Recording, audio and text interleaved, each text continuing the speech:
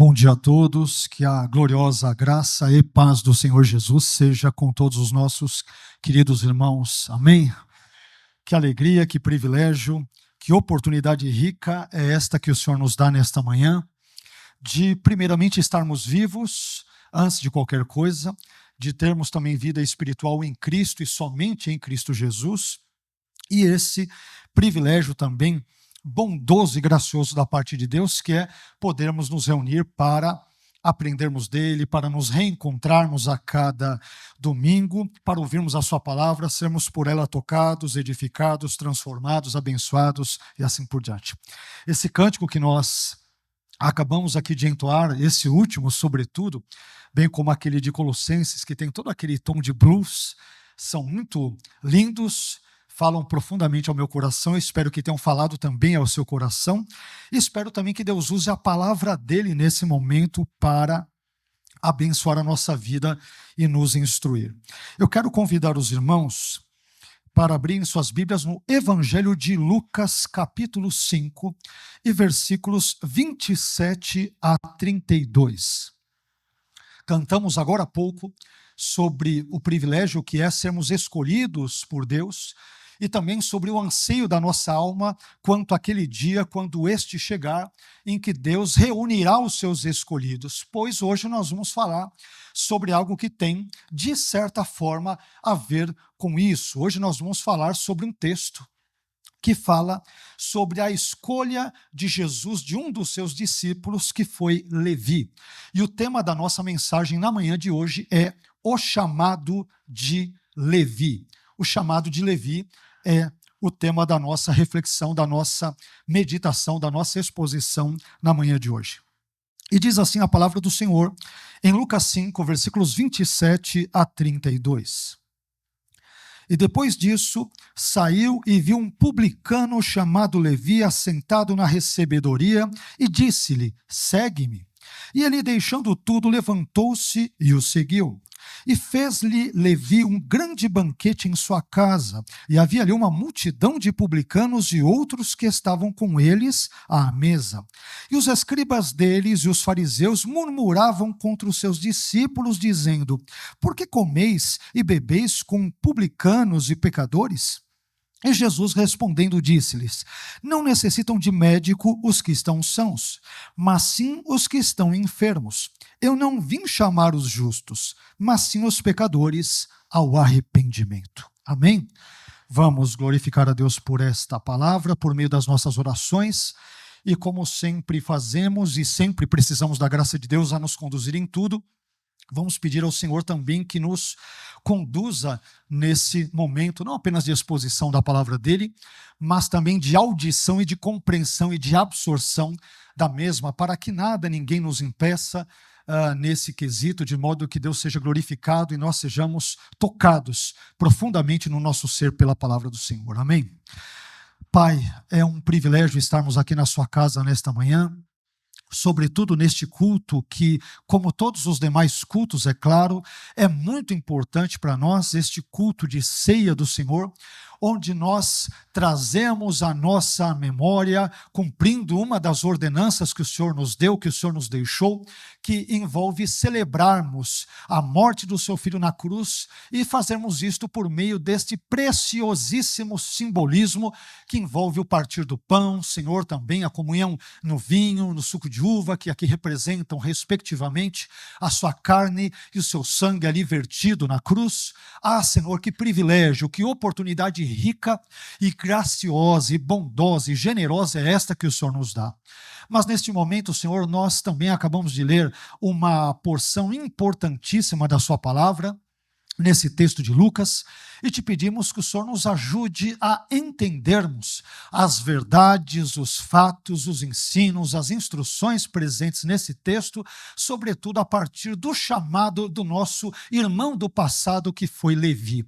Ajude-nos a não apenas aprendermos estes ensinos preciosos e celestiais, porque vem do teu trono, vem da sua presença, mas ajude-nos também, com o auxílio da sua graça, a colocá-los em prática. É o que te pedimos nesta manhã, agradecidos em nome e para a glória do santo nome de Jesus. Amém. Deus abençoe, meu irmão, por favor. Pode se assentar.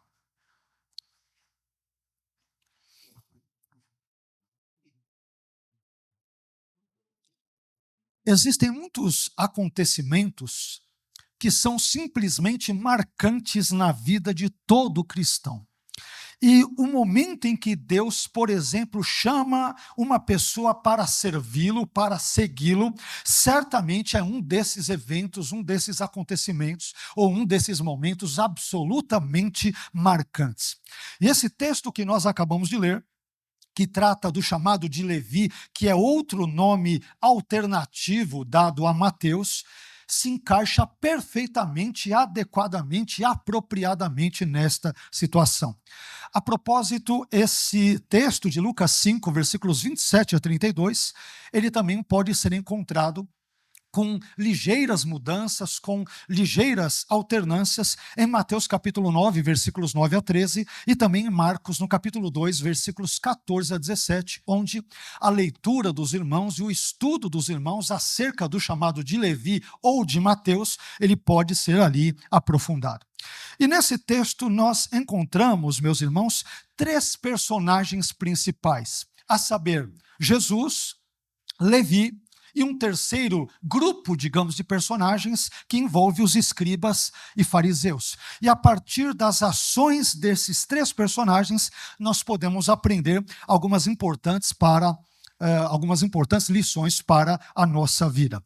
E aí vamos começar a dar uma olhada, dando uma olhada mais de perto, então, em cada um desses personagens, e vamos começar pelo próprio Senhor Jesus, dentro da ordem que o próprio texto bíblico nos apresenta.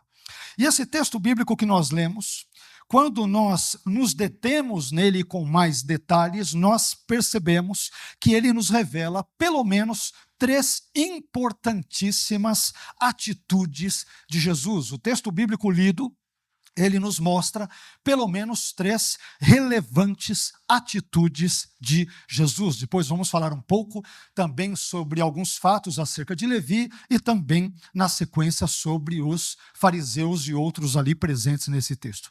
Mas a primeira coisa que eu descubro, ou a primeira atitude que eu observo nesse texto acerca de Jesus, é que Jesus observou Levi. Jesus observou Levi. Lucas 5, versículo 27, parte A meu ver, enseja essa verdade quando diz: e depois disso saiu e viu um publicano chamado Levi assentado na recebedoria ou na coletoria. Meus irmãos, quando nós lemos os evangelhos, Mateus, Marcos, Lucas, os sinóticos, para não citar também aqui o Evangelho de João, que tem as suas características bem peculiares. Enfim, quando nós lemos os evangelhos, uma interessante e importante verdade simplesmente salta aos nossos olhos. Não sei se também aos olhos dos irmãos, mas pelo menos salta aos meus olhos, que é o fato de Jesus ser retratado com frequência observando as pessoas. Não sei se os irmãos perceberam isso, mas quando lemos os evangelhos, uma das características, uma das peculiaridades de Jesus é que Jesus observa o seu entorno, Jesus observa as pessoas, ele observa a atitude das pessoas. Mais do que isso, ele sonda evidentemente os corações das pessoas de forma geral. Aqui em Lucas 5:27, por exemplo, nós podemos perceber que Jesus viu Levi na recebedoria ou na coletoria. Em Mateus 4:18, Jesus viu os irmãos Simão Pedro e André pescando. Mais adiante, em Mateus 4:21, Jesus viu outros 2 irmãos, isto é, Tiago e João, filhos de Zebedeu, consertando as suas redes de pesca. Em outro texto, em Mateus 14:14, Jesus viu uma grande multidão, se compadeceu dela e curou vários enfermos entre as pessoas ali presentes na multidão. Em outro evangelho, por exemplo, em Lucas 19:5, Jesus viu Zaqueu em cima de um sicômoro e depois pediu para que ele descesse, porque lhe convinha pousar ou estar presente ali na sua casa. E em Marcos 12, versículos 41 a 44, por exemplo, estou citando apenas alguns exemplos, o texto bíblico diz que Jesus observava como as pessoas depositavam o dinheiro no gasofilácio. Meus irmãos, o que todos esses textos, essas amostras, esses exemplos que nós extraímos de alguns dos evangelhos, e poderemos multiplicar esses exemplos citando diversos outros, mas o que esses exemplos aqui nos ensinam? Eles nos mostram que o Jesus a quem nós servimos não é alguém apático, não é alguém desinteressado, indiferente e insensível quanto à nossa vida e quanto às nossas atitudes, quanto à nossa realidade. Muito pelo contrário, o Jesus a quem nós servimos, ele assiste, ele contempla, ele observa as pessoas, bem como as suas atitudes e as suas ações. E por que esse ponto, talvez você se pergunte, pastor, ele é importante? Ele é importante porque nós servimos a um Jesus que nos assiste, que nos observa, que nos olha, que nos vê e que está interessado com a nossa vida, com todos os seus dilemas, com as suas frustrações, com os seus medos, com todos os seus altos e baixos. Nós servimos e seguimos a um Jesus que simplesmente nos contempla, nos olha, nos vê e pode ter certeza, meu irmão, que ele está fazendo isso exatamente neste momento, durante este culto. Podemos ter os nossos dilemas existenciais, os nossos problemas, as nossas mazelas, as nossas dores, as nossas angústias, e quem de nós não as tem, mas Jesus não é apático e não está indiferente a todas estas situações, por vezes conflitantes dentro do nosso ser. Nós servimos e seguimos a um Jesus que nos vê, que nos observa, que nos contempla e que nos conhece melhor do que a nós mesmos ou do que a qualquer ou quaisquer outras pessoas nesse mundo. Mas isso faz-nos avançar um pouco mais no texto e que tem tudo a ver também com aquilo que também cantamos na manhã de hoje, que é um segundo ponto, ou uma segunda atitude que eu observo e que é muito clara nesse texto de Jesus, uma segunda atitude que Jesus toma. Em segundo lugar, eu observo nesse texto que Jesus também chamou Levi. Jesus não apenas observou Levi, não apenas contemplou Levi, não apenas prestou atenção em Levi, mas Jesus também chamou Levi. Lucas 5, versículo 27, parte B, diz isso. E disse-lhe, segue-me.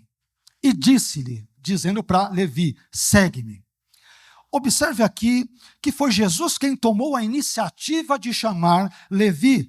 E isso nos ensina uma singela, sublime, mas profunda verdade, que é a seguinte: meus irmãos, o Senhor é quem chama, o Senhor é quem elege, o Senhor é quem escolhe, o Senhor é quem vocaciona, o Senhor é quem capacita, o Senhor é quem instrumentaliza, o Senhor é quem abençoa, o Senhor é quem faz a sua obra acima de tudo e de todos.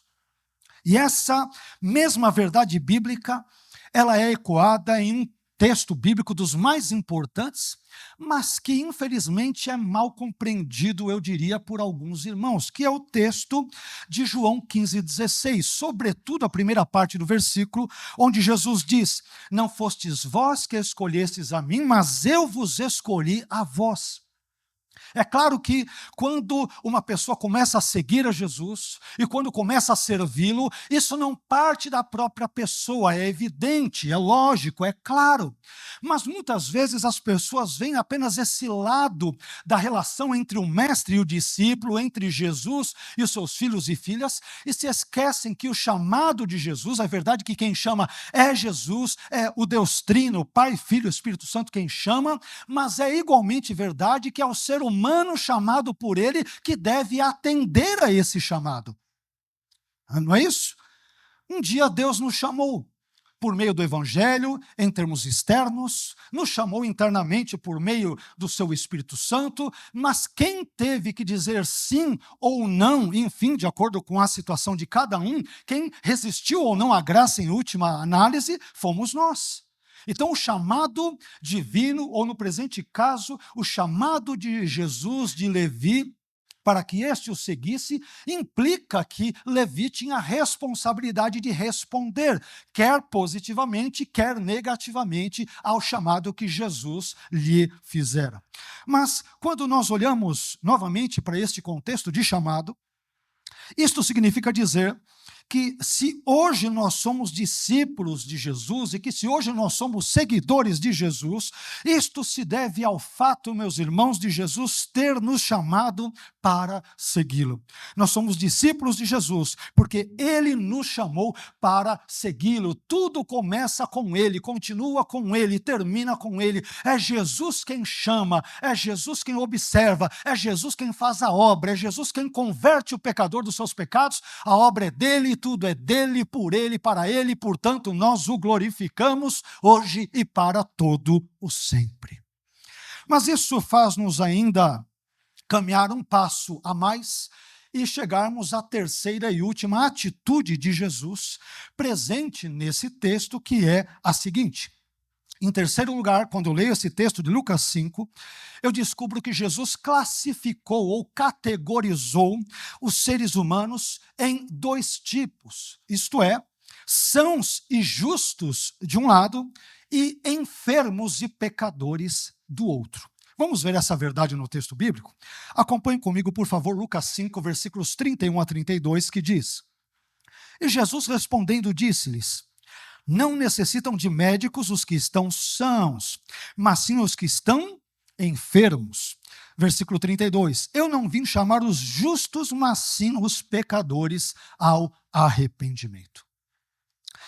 Como eu já disse para os irmãos em outras circunstâncias, me lembro aqui pelo menos de ter dito isso em 3 ou 4 delas, algumas vezes já, eu me recordo de ter dito para os irmãos, e reitero aquilo que disse, que de acordo com a perspectiva bíblica, de acordo com a perspectiva das Escrituras, compostas de Antigo e Novo Testamentos, existem apenas duas categorias, ou duas classes, ou dois tipos, ou duas espécies de pessoas no mundo.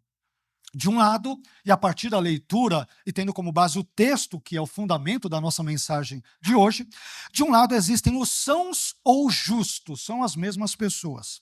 E do outro, existem os enfermos ou pecadores, que dentro dessa linguagem analógica e comparativa de Jesus, pertencem ao mesmo tipo de indivíduos. Sãos ou justos são um tipo, e enfermos ou pecadores são outro tipo de indivíduos.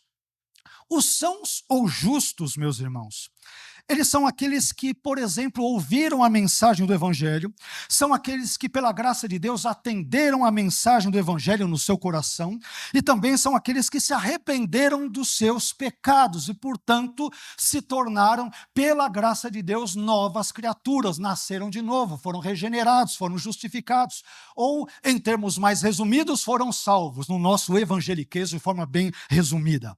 Por outro lado, os enfermos ou pecadores, fazendo uso da linguagem empregada pelo próprio Senhor Jesus, os enfermos ou pecadores, eles são aqueles que ainda não se arrependeram dos seus pecados e que, portanto, precisam fazê-lo a fim de que sejam salvos. E diante disso, eu te pergunto a pergunta muito simples e muito importante, talvez a pergunta, ou uma das perguntas mais importantes da sua vida, da minha e da sua vida.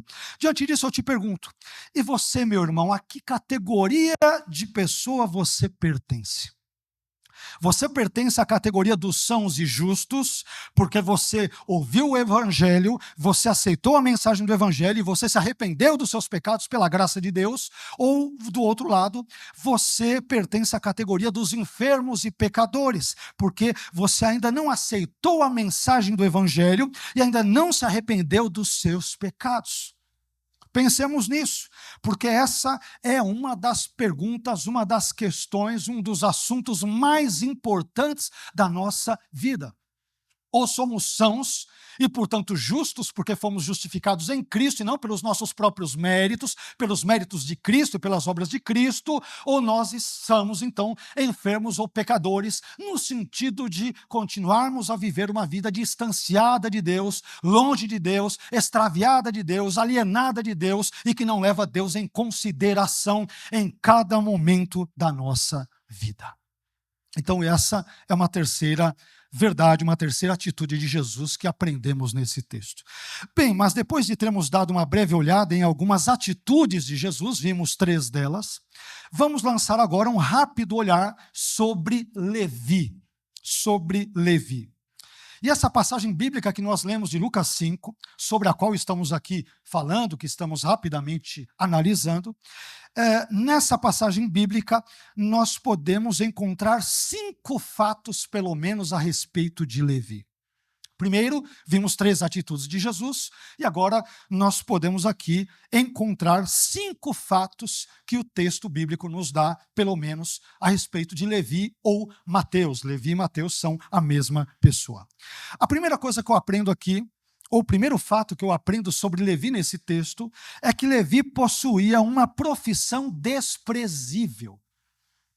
Ele possuía uma profissão não apenas desprezada pelas pessoas, discriminada pelas pessoas, mas também desprezível, vil, aviltante, pelo menos pelos judeus do contexto do primeiro século da nossa era. Vamos ver aqui algo interessante no texto? Lucas 5, versículo 27, parte A diz: e depois disso saiu e viu um publicano chamado Levi. Um publicano chamado Levi.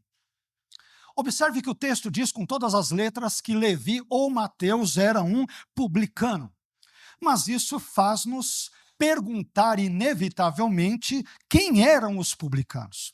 E os publicanos, eles eram cobradores de impostos que simplesmente estavam a serviço do Império Romano, estavam a serviço de César. E por esse motivo, os publicanos, eles pertenciam a uma classe social de profissionais que eram muito mal vistos entre os judeus por razões históricas, por razões políticas e também, por que não dizer, por razões religiosas. Só para termos uma ideia geral da péssima reputação que os coletores de impostos tinham, um documento judaico muito conhecido chamado Talmud, o Talmud babilônico, no tratado chamado Baba Kamá, não precisa gravar nada disso, 113a, ele diz o seguinte: não se pode trocar moedas maiores por menores no baú dos cobradores de alfândega, nem na bolsa dos cobradores de impostos. E não se pode aceitar caridade deles, pois presume-se que obtiveram seus fundos ilegalmente. Vocês estão percebendo? O Talmud, que é um importante documento da tradição judaica, que é escrito ali, há muitas discussões sobre isso, mas talvez entre o 2º século até o 5º ou 6º séculos da nossa era, bem iniciozinho da Idade Média, ele olha para os publicanos, para os coletores de impostos, para os cobradores de impostos como pessoas de reputação duvidosa. Para não dizer que o Talmud e outros escritos judaicos associavam os publicanos a ladrões, a salteadores, a bandidos. E vocês acham que Jesus não sabia disso? É claro que Jesus sabia. Tudo que Jesus faz é evidente, é premeditado, é intencionado. Jesus sempre sabe absolutamente tudo que ele faz, fez, fará ou deixa de fazer e o que quer que seja. Mas então perceba que os cobradores de impostos eram vistos pelos judeus como ladrões, como pessoas desonestas, como pessoas injustas, como pessoas de caráter absolutamente duvidoso. E, portanto, Levi, por ser um cobrador de impostos a serviço de Roma, ele se enquadrava nesse estereótipo, digamos, de pessoa injusta. Por outro lado, e eu chamo a sua atenção para isso, perceba também que essa profissão aviltante, desprezível, desprezada, marginalizada pelos judeus em geral, perceba também que a profissão desprezível de Levi não impediu Jesus de chamá-lo. Sabe por quê, meus irmãos? Porque quando Jesus chama pecadores para segui-lo, e ele fez isso comigo e com você um dia, ele não leva em consideração o que fazemos, mas leva em consideração a transformação que o seu poder e a sua graça irão efetuar em nossa vida. Não depende de nós, depende dele, não depende daquele que aceita o convite, o chamado, depende daquele que chama, e quem nos chama é o Senhor Jesus, e ele que nos chama é poderoso para nos transformar, para nos abençoar, para nos restaurar, para nos salvar, a despeito de nós mesmos, a despeito de nossas profissões, a despeito da nossa vida pregressa, porque se fôssemos aqui abrir um momento para cada um testemunhar o que era a sua vida antes de Jesus, eu tenho certeza que seria aqui uma cena de horrores.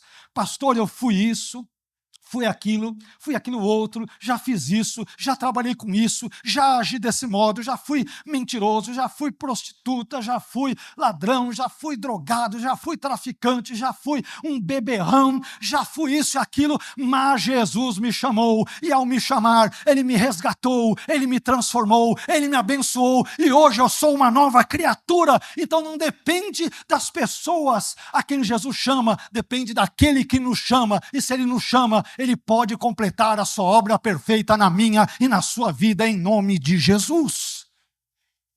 Veja que coisa gloriosa, que coisa gloriosa. Quando olho para esse texto, meus irmãos, eu não tenho como não me comover.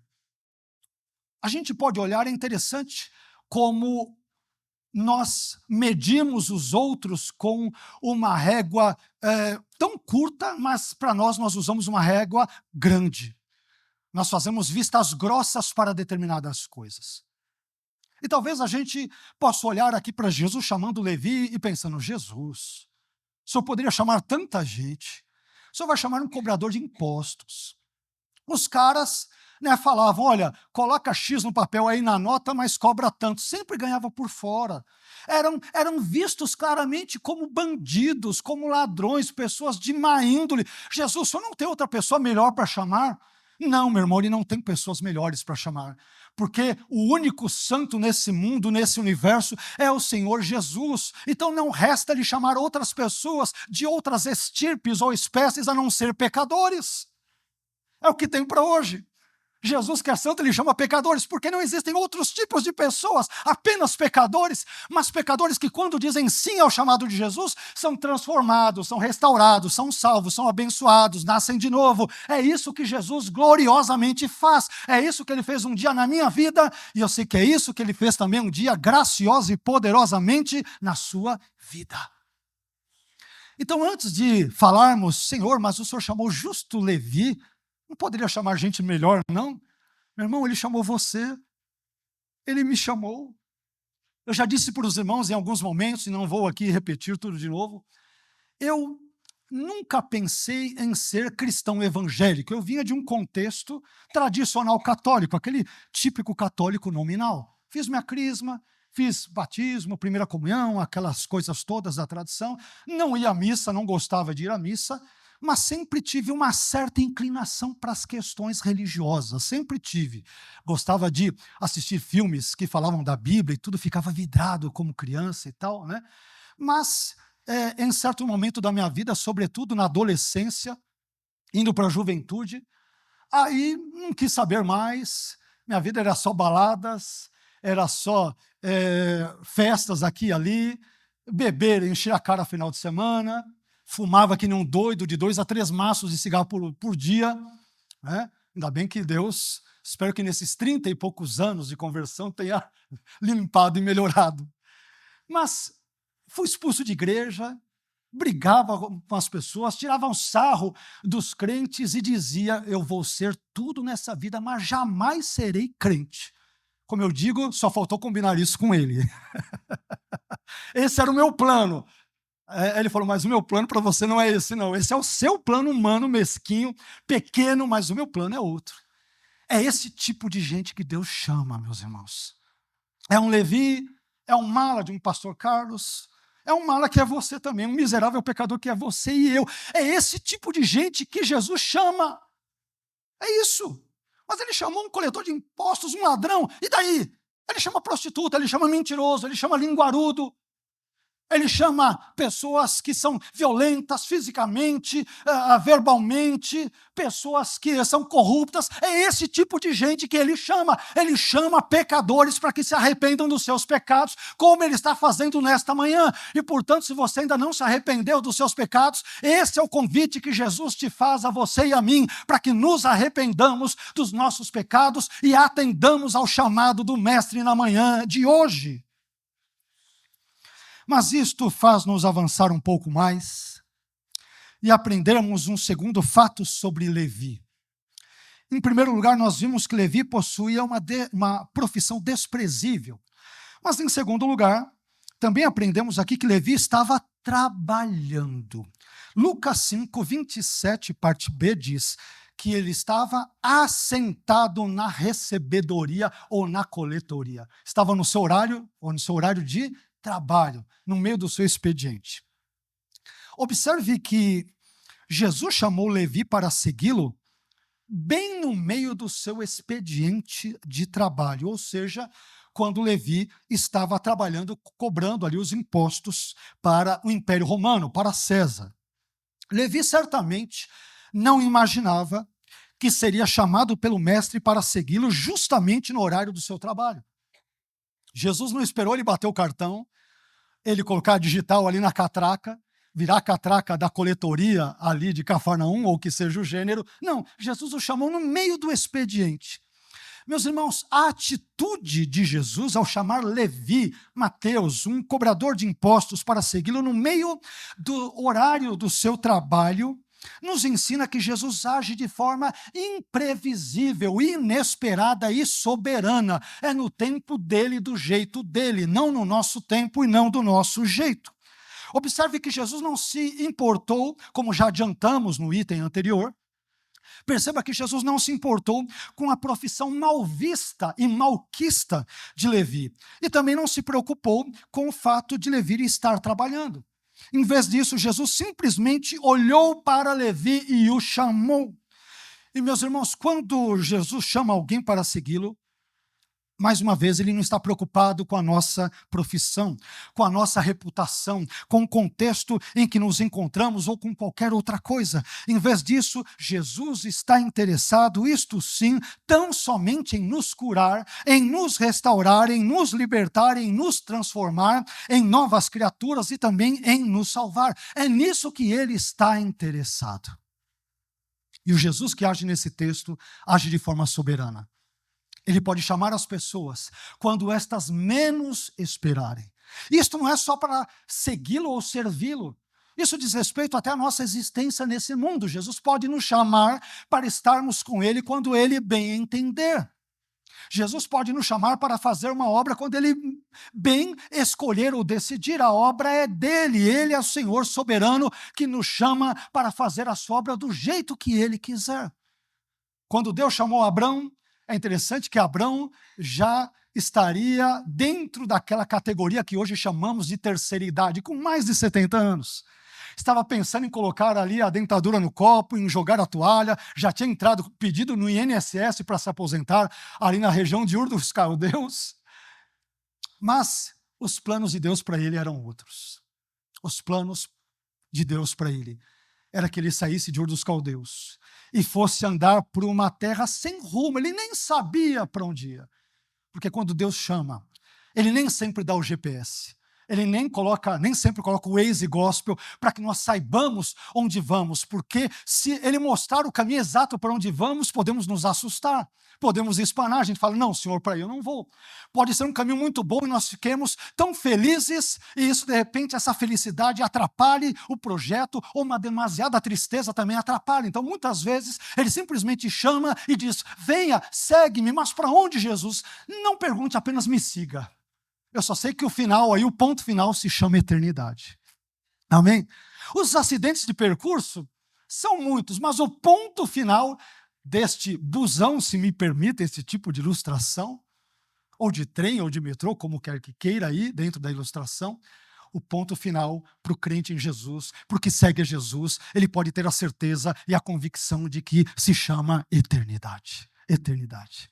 Então, andemos com Jesus, sigamos a Jesus, sirvamos a Jesus e certamente seremos pessoas abençoadas por Ele e para a glória dEle. Mas, em terceiro lugar, eu aprendo também um terceiro fato sobre Levi, que é o seguinte. Em terceiro lugar, Levi atendeu ao chamado de Jesus sem oferecer resistência. Lembra que eu comentei com vocês agora há pouco? João 15:16. Não fostes vós que escolhestes a mim, mas eu vos escolhi a vós. Isso é parte da verdade. Essa é a parte A. A parte A. A parte B é que, se Jesus chama, nós temos que responder. Positivamente ou negativamente, mas temos que responder. Então, Jesus chamou Levi. O que Levi fez? Ele respondeu. Vamos ver isso no texto. Lucas 5, versículo 27, parte C e 28, que diz: E disse-lhe, Jesus dizendo para Levi, e disse-lhe, segue-me, versículo 28. E ele, isto é Levi, deixando tudo, levantou-se e o seguiu. É a resposta de Levi. Jesus chamou. Ele poderia ter dito não. Ele disse sim, pela graça de Deus, é verdade. A graça de Deus operou no coração dele, sem a menor dúvida. Mas aqui, meus irmãos, ao longo das Escrituras, quando Deus chama as pessoas para servi-lo e para segui-lo, nós percebemos que as pessoas, via de regra, reagem ao chamado divino basicamente de duas formas. Não sei se você já percebeu isso. Tanto no Antigo quanto no Novo Testamento, quando Deus chama alguém, quer esta pessoa já o sirva, já creia nele, ou Deus a chama para executar um papel ou uma tarefa específicos. As pessoas, via de regra, inclusive grandes, entre aspas, grandes, na verdade grande é Deus, né? Grandes homens de Deus, entre aspas, essas pessoas reagem de duas formas em geral. Primeiro, ou essas pessoas aceitam o chamado divino, não é isso? Ou, em segundo lugar, essas pessoas oferecem algum tipo de resistência ao chamado divino. Quando a gente lê a Bíblia, nós vamos nos deparar com essas duas categorias. Tem pessoas que Deus chama e a pessoa, na hora, Senhor, eu estou aqui. Me usa, faz o que o Senhor quiser, eu estou aqui. Tem pessoas que Deus chama e, Senhor, sabe como que é? Né? E começa a dar desculpa. Eu acho incrível como as pessoas são ousadas, elas acham que podem convencer a Deus. Elas acham que podem driblar a vontade de Deus, podem passar a perna em Deus, podem dar uma enrolada em Deus. Né? Tem muito crente que é uma espécie de um rolando lero gospel. Né? Ô Deus, sabe como é que é? É que o Senhor não sabe a minha vida e tal, e ele pensa que ele vai ludibriar Deus, ele pensa que ele vai enganar Deus. Tem um pessoal aqui na Bíblia que fez isso. Vocês acreditam? Mas não sei por que Deus não se convenceu. Vamos ver alguns exemplos positivos e negativos de pessoas que ofereceram resistência e desculpas, e algumas que aceitaram na hora o chamado de Deus. Vamos ver? Isso é muito importante, porque não é apenas para satisfazer a nossa curiosidade, é para nos dar uma lição importante sobre como devemos reagir diante de Deus quando Deus nos chama. Mas vamos ver aqui alguns exemplos a esse respeito. Comecemos por aqueles que foram chamados por Deus, mas ofereceram alguma resistência, quiseram negociar com Deus, quiseram barganhar com Deus. O primeiro exemplo que eu gostaria de citar aqui, nesse sentido, é Moisés. Pensa num bicho que quis enrolar Deus de todo jeito, mas não deu certo. Quando Deus chamou Moisés para servi-lo, isso você encontra em Êxodo capítulos 13 e 4, Moisés deu várias desculpas para não atender ao chamado divino. Só isso daria um senhor sermão, um senhor estudo, mas não vou me delongar nisso, serei breve aqui. Olha que coisa interessante, Moisés deu várias desculpas para não atender ao chamado divino. Em Êxodo 3:11, por exemplo, Moisés deu como desculpa a sua própria insignificância, a sua própria pequenez. Ele disse, quem sou eu que vá a Faraó e tire do Egito os filhos de Israel? Eu não sou ninguém, Senhor, e tal. Ok, que sem dúvida deve ter sido um gesto de humildade verdadeira e tudo, mas a situação vai piorando, né? A situação vai piorando. Na sequência, depois, em Êxodo 4:1, Moisés deu uma nova desculpa. Ele deu como desculpa agora a incredulidade do povo de Israel. O problema não era só ele, agora o problema é o povo. Né? Olha o que Moisés diz em Êxodo 4:1. Mas eles, Senhor, isto é, os filhos de Israel, não crerão em mim, nem ouvirão a minha voz, porque dirão, o Senhor não te apareceu. Então chama outro, porque não vai colar isso. Não contente com isso, Moisés, em Êxodo 4:10, ele deu como desculpa um problema que ele tinha na sua voz ou no seu aparelho fonador. E aí, o judaísmo e os comentaristas vão trabalhar uma série de hipóteses. Alguns vão dizer que ele não era eloquente, não tinha boa oratória, ele perdeu a fluência no idioma egípcio, não poderia conversar com o faraó, ele era muito humilde, ele era gago, e aí tem uma série de hipóteses e assim por diante. Veja só o que Moisés diz, Êxodo 4:10. Ah, Senhor, eu não sou homem eloquente, nem de ontem, nem de anteontem, nem ainda desde que tens falado ao teu servo, porque sou pesado de boca e pesado de língua. Mais adiante ele dá outra desculpa e fala: Senhor, envia por mão daquele que has de enviar. E a Bíblia diz que Deus se ira e fala para ele: eu sei que Arão, o teu irmão, falará bem, mas meu negócio agora não é com ele, é com você. Então ele dá um monte de desculpa. Moisés é um mestre da enrolação, é um mestre da desculpa. Mas depois de todas essas tentativas frustradas, finalmente Moisés acabou cedendo ao chamado divino e foi um servo de Deus que Deus usou grandemente para a sua glória. Não porque Moisés era grande, mas porque é e sempre será grande o Deus que o chamou. Mas o segundo exemplo que eu gostaria de citar aqui é o exemplo de Gideão.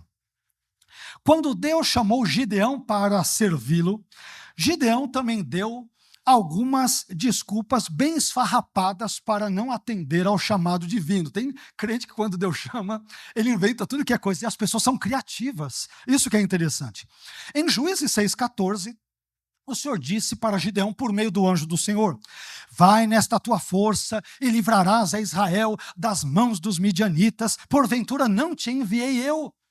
Mais do que isso, Deus envia o anjo para falar com o sujeito: é você que vai livrar. Tem todas as características claras do chamado, mas em Juízes 6,15, Gideão retruca. Não basta Deus falar com ele, Deus envia o anjo fala com ele, né? Só falta Deus autenticar em cartório e reconhecer firma: sou eu, Deus, que estou falando com você. Deu para entender ou não? Mas Gideão, não contente com isso, retruca. Bicho desconfiado. E olha o que ele vai dizer: ai, Senhor meu, com que livrarei a Israel? Eis que a minha família é a mais pobre em Manassés. Primeiro, desculpa a pobreza, não tenho dinheiro. Segundo, a tribo é insignificante. Manassés não é a tribo de Judá, a queridona das tribos, né? Então sou pobre, pertenço a uma tribo que é insignificante, e eu ainda sou o menor na casa do meu pai, eu sou o caçula. O anjo do Senhor, você não está entendendo, em casa todo mundo manda em mim, até o cachorro late mais grosso, eu obedeço. Eu não mando em ninguém, eu sou o caçula, né? Eu sou o caçula. E o Senhor, parece que o Senhor tem uma predileção por trabalhar com primogênitos. E, na verdade, quando a gente lê a Bíblia, nem sempre é assim. Deus, muitas vezes, a exemplo de Davi e de tantos outros, o próprio Moisés. Moisés, ele era caçula nesse sentido, porque Arão era mais velho que ele.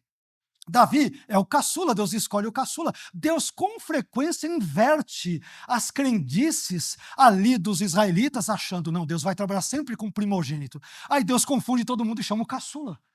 Aqui é um caso.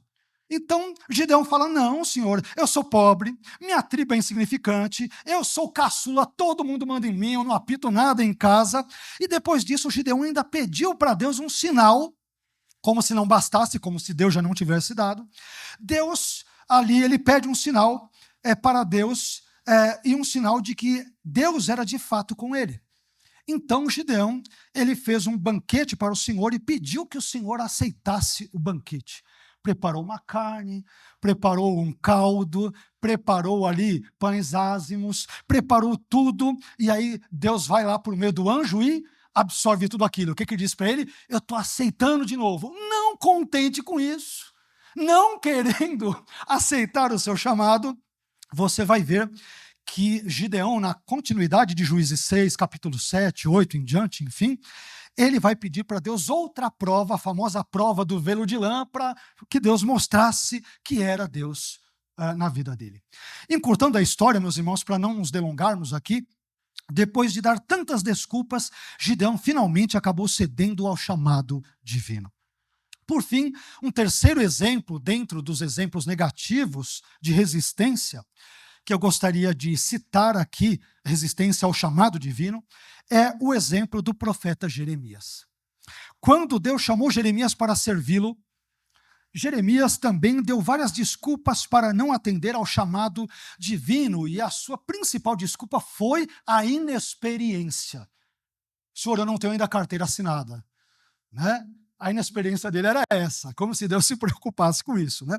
Quando Deus chamou Jeremias para ser profeta, Em Jeremias capítulo 1, versículos 4 e 5, Jeremias apresentou a seguinte desculpa para Deus em Jeremias 1,6. Ah, Senhor Deus, eis que não sei falar, porque sou muito jovem. O Senhor me chamou para ser profeta? Eu não tenho ainda essa habilidade, eu não tenho carteira assinada, nunca profetizei na minha vida, eu sou muito imaturo, eu sou inexperiente. E Deus diz para ele, mas meu filho, não é pela sua experiência que eu te escolhi, é porque eu serei com a sua boca, e você vai falar tudo que eu te ordenar, é que tudo dará certo. Não é por sua causa, mas é a despeito de você, apesar de você, que eu vou realizar uma grande obra em Israel. Mas no final das contas, Jeremias também acabou cedendo ao chamado divino. Então perceba, eu citei aí 3 breves exemplos, mas vamos ver agora, brevemente, alguns exemplos de personagens bíblicos que foram chamados por Deus e que aceitaram o chamado divino sem titubear. E eu vou aqui dar apenas 2 breves exemplos por questões também de brevidade de tempo. O primeiro exemplo que eu gostaria de citar, e que eu brevemente já mencionei para os irmãos, é o exemplo de Abrão, quando ele ainda não era Abraão, Abrão. Quando Deus chamou Abrão para que ele saísse da sua terra e fosse para o lugar que Deus lhe mostraria, conforme Gênesis capítulo 12, versículos 1 a 3, a resposta de Abrão foi positiva, foi sim, e foi imediata. Então nós vamos ler em Gênesis 12, versículo 4, parte A, o seguinte: assim partiu Abrão como o Senhor lhe tinha dito. Deus mandou, Abrão obedeceu. Não enrolou, não deu desculpa. É verdade que Ló foi com ele, Deus não ordenou que ele chamasse Ló, mas isso envolve outros detalhes. A questão é que ele atendeu à voz de Deus. Por fim, o segundo exemplo que eu gostaria de citar é o exemplo do profeta Isaías.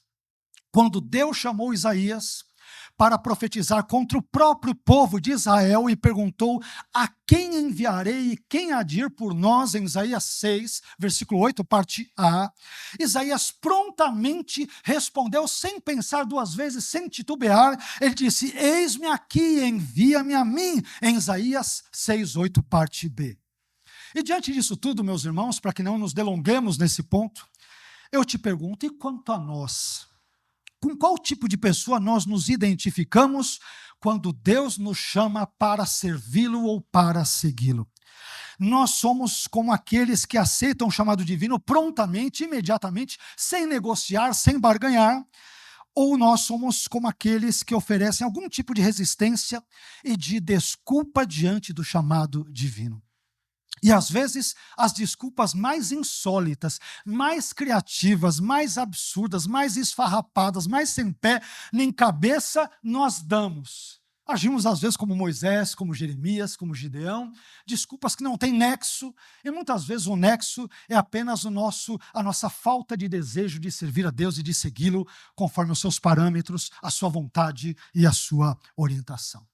Bem, quando Jesus chamou Levi para segui-lo, observe que Levi não pensou 2 vezes. Ele deixou tudo e seguiu a Jesus.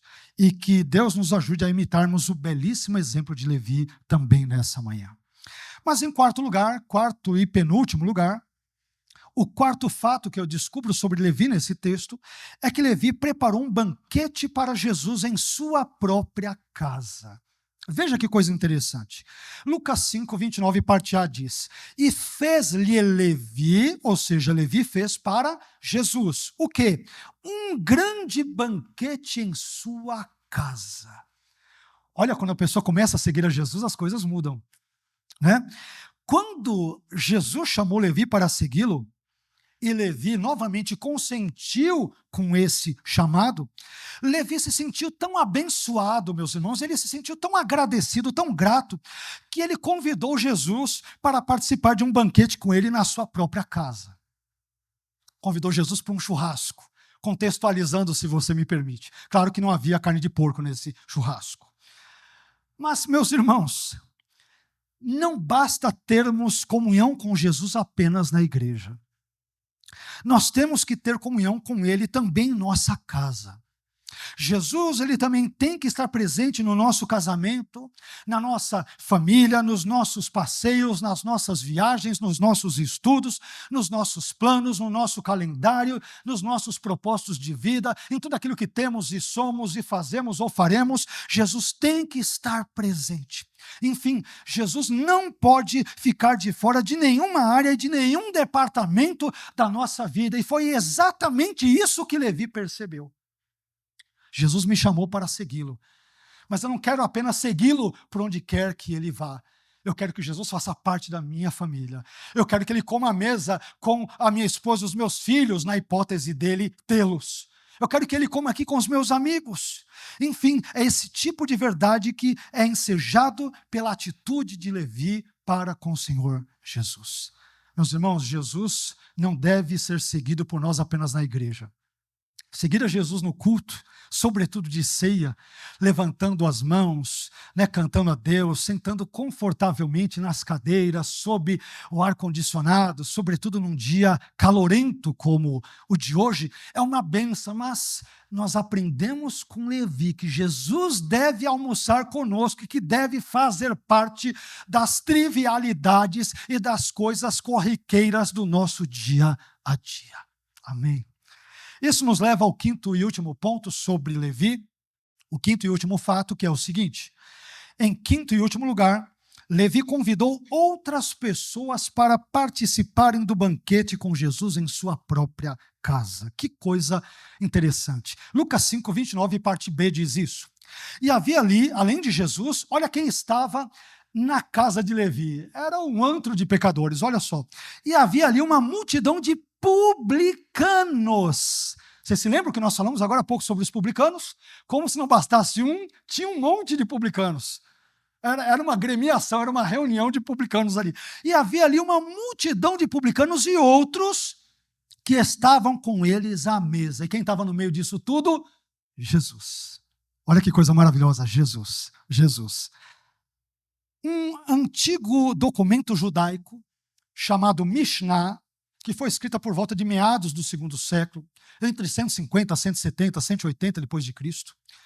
No seu tratado Taharot 7.6, não precisa gravar esse nome, diz o seguinte, abre aspas: se publicanos entraram numa casa, a casa fica impura. Então, olha o estado. Publicano já era visto como ladrão, péssima reputação, mau caráter, enganava as pessoas. A casa era impura, ritualisticamente falando e cerimonialmente falando para os judeus, que Jesus fala, é nesse lugar mesmo que eu vou. Meus irmãos, Jesus não está preocupado com tradições humanas, não está preocupado com isso. Ele quer salvar aquele que estava perdido, aquele que era enfermo, ele quer curar, ele quer abençoar. Ele veio para salvar e resgatar aquilo que havia se perdido.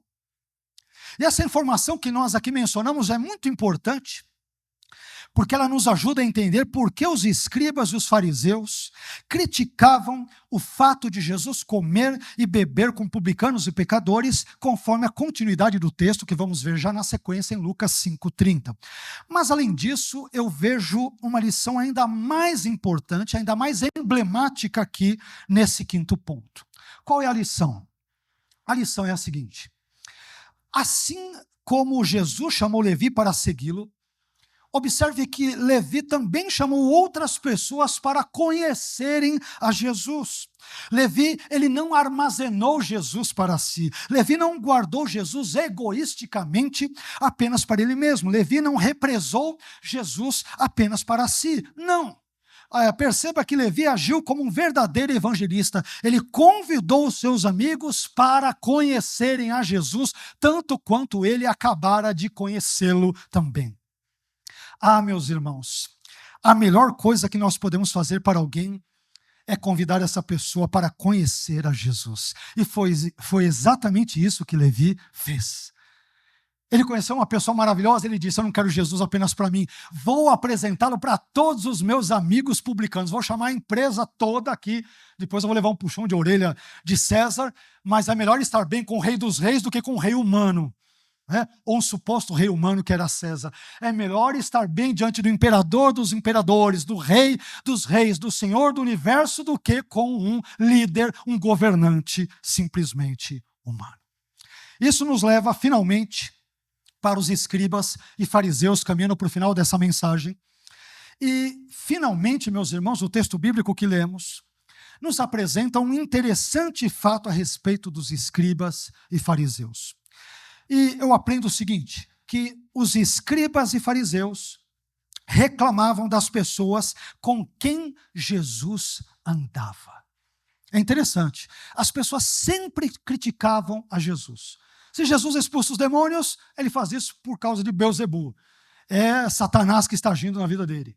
Se ele anda com adúlteros lá, olha lá, ele tem um pecado. Se ele come com publicanos e pecadores, tem um pecado de novo. Tudo as pessoas criticam Jesus. Veja o que diz Lucas 5,30. E os escribas deles, isto é, dos judeus, e os fariseus murmuravam contra os seus discípulos, ainda eram falsos e covardes. Não falaram isso para o próprio Jesus, falaram para os discípulos de Jesus. Olha só a covardia. E os escribas deles e os fariseus murmuravam contra os seus discípulos, dizendo: por que comeis e bebeis com publicanos e pecadores? Eu falei para os irmãos já que eu acho muito engraçado, eu acho muito curioso, quando as pessoas dizem que Jesus, ou criticam Jesus porque ele comia e bebia com pecadores. Ora bolas, não tinha outro tipo de pessoa com quem ele pudesse comer ou beber. Afinal de contas, só ele não tinha pecado. A não ser que Jesus comesse e bebesse sempre sozinho. Eu vou sempre comer e beber sozinho ou na companhia da Trindade. Eu, o Deus Pai e o Deus Espírito. Porque se Jesus fosse esperar um santo para comer, irmãos, ele ficaria sem comer até hoje. Estaria de um jejum eterno nesse mundo. Então eu acho engraçado quando as pessoas dizem, não, ele come e bebe com pecadores. É claro, só existem pecadores nesse mundo, porque o santo é ele, não somos nós. Nós somos pecadores que carecem da graça dele, do perdão dele, da restauração dele, da salvação dele, mas nós somos pecadores. O santo foi, e sempre será ele. Mas conforme nós já adiantamos no item anterior, o fato da Mishnah dizer que a presença dos publicanos dentro de uma casa tornava essa casa impura, nos ajuda novamente a entendermos por que os escribas e os fariseus criticavam o fato de Jesus comer com publicanos e pecadores. Essa atitude de Jesus era simplesmente inadmissível e intolerável para eles. Porém, nós devemos ressaltar uma importante verdade bíblica aqui. Jesus comia e bebia com pecadores e ia na casa de pecadores, mas Jesus não pecava com eles. Jesus comia e bebia com pecadores, mas não pecava com eles. Preste bem atenção nisso. Jesus se relacionava com prostitutas, mas não se prostituía com elas. Jesus se relacionava com ladrões, mas não roubava, não furtava com eles. Jesus se relacionava com pessoas injustas, mas não cometia injustiça com elas. Jesus se relacionava com adúlteros, a mulher adúltera que o diga, de João 8, mas Jesus, ele não adulterava com essas pessoas. Jesus se relacionava com pessoas hipócritas, mas ele não cometia o pecado da hipocrisia com elas. Jesus se relacionava com malfeitores, mas ele não praticava as más ações dessas pessoas juntamente com elas. Enfim, Jesus, que é absolutamente santo, entrou na história dos pecadores, a fim de que os pecadores, ao crerem nele, pudessem se tornar pessoas santas pela graça de Deus e pela misericórdia de Deus. Eu gostaria de, tendo dito tudo isso, eu gostaria então de concluir essa mensagem, recapitulando bem brevemente alguns pontos importantes que nós aprendemos hoje. Não todos os pontos, mas apenas alguns deles que eu julgo centrais. Em primeiro lugar, nós aprendemos que é Jesus quem chama o pecador para segui-lo. Meus irmãos, o chamado é algo que vem sempre do Senhor e nunca de nós mesmos. Em segundo lugar, também aprendemos que o fato de Jesus ter dito em João 15,16, que não fostes vós que me escolhestes, mas eu que vos escolhi, isso não significa que a pessoa chamada por Jesus não deva corresponder ao chamado recebido. Por um lado, é verdade, é claro que foi Jesus quem chamou Levi, mas por outro lado, também é verdade que foi Levi quem consentiu com o chamado de Jesus. Jesus nos chama, mas ele quer que nós respondamos positivamente ao seu chamado, a exemplo de Levi ou Mateus. Em terceiro lugar, nós aprendemos também que Levi não se contentou em receber a Jesus de forma egoísta ou egoística, individualista na sua vida.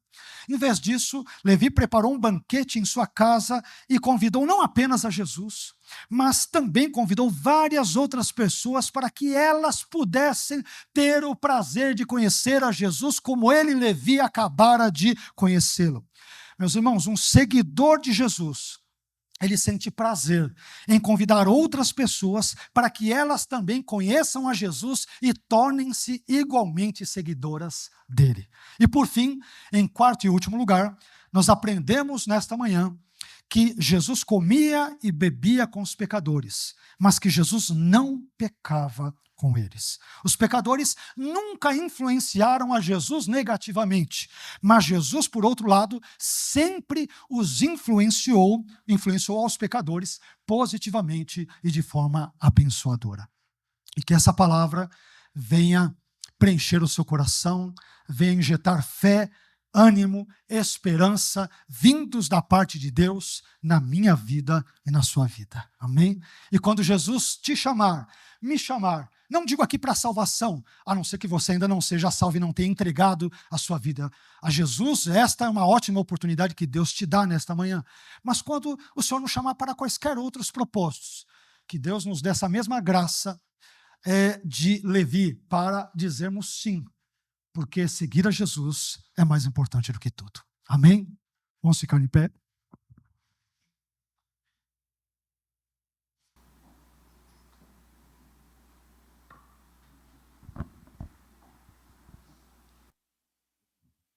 Vamos agradecer a Deus por esse texto. Vamos pedir ao Senhor que continue a falar aos nossos corações e mentes. Senhor, nós te agradecemos, porque tu chamastes um dia Levi, que desempenhava uma profissão tão desprezada, tão marginalizada, mas o Senhor não olhou para o que as pessoas pensariam, o Senhor simplesmente olhou para aquilo que Levi se tornaria ao ser ali, ao responder positivamente ao chamado que o Senhor graciosamente lhe fizera. A questão não era Levi, a questão era e sempre será a sua graça. Não há mérito nenhum no pecador que diz sim ao seu chamado. O mérito está totalmente no Senhor que chama para servi-lo, para segui-lo, chama para uma vida transformada, chama para a salvação. O mérito é do Senhor, tudo é do Senhor, pelo Senhor e para o Senhor. E nós te glorificamos nessa manhã por isso. Te agradecemos porque um dia, tal como Levi, o Senhor nos chamou. E talvez aqui nas condições e circunstâncias as mais diversas, as mais variadas. Talvez alguns tenham sido chamados ao lerem um folheto num ponto de ônibus, talvez ao assistirem a um programa de TV, ao ouvirem uma pregação numa rádio, ao participarem de um culto como este nesta manhã, mas independentemente da forma, o importante é que o Senhor chamou. E nós, pela sua graça e somente pela sua graça, dissemos sim. Senhor, que dia festivo, que dia de celebração, que dia de alegria foi esse quando o Senhor nos chamou e quando pela sua graça o Senhor quebrou as nossas resistências e nós dissemos sim, pela sua infinita misericórdia, Senhor. Nós te agradecemos, porque a sua bondade não tem limites, porque a sua graça, ela não tem fim. Te agradecemos porque a sua compaixão, Ah, Senhor, como ela é maravilhosa. A sua misericórdia, Senhor, como ela é boa. Nós te louvamos porque somos frutos da sua graça, da sua compaixão, da sua misericórdia, do seu amor. E por que não dizer, à luz da mensagem desta manhã, somos frutos do seu chamado. Foi o Senhor quem nos chamou, quem nos transformou, quem nos salvou, quem nos libertou, nos abençoou e nos transformou em novas criaturas. O mérito é seu, a obra é sua, quem faz a obra é o Senhor, os créditos são seus e não nossos, toda a glória é do Senhor e toda a honra é do Senhor. E é por isso que nós te louvamos nesta manhã. Queremos te agradecer, Senhor. Continue conosco nesse momento de celebração, nesse momento festivo, onde aqueles que um dia foram chamados por ti, tal como Levi, estão reunidos nesta manhã para celebrarem aquilo que um dia o Senhor fez por nós na cruz do Calvário. Que o Senhor seja bendito, seja exaltado, seja reverenciado, seja adorado. Ah, Senhor, esse culto é para ti. Obrigado por ter nos chamado um dia. E obrigado por ter possibilitado pela sua graça que respondêssemos positivamente ao seu chamado. Obrigado por tudo. Essa é a nossa oração de gratidão, de profundo reconhecimento por tudo aquilo que o Senhor é e faz. Em nome de Jesus. Amém.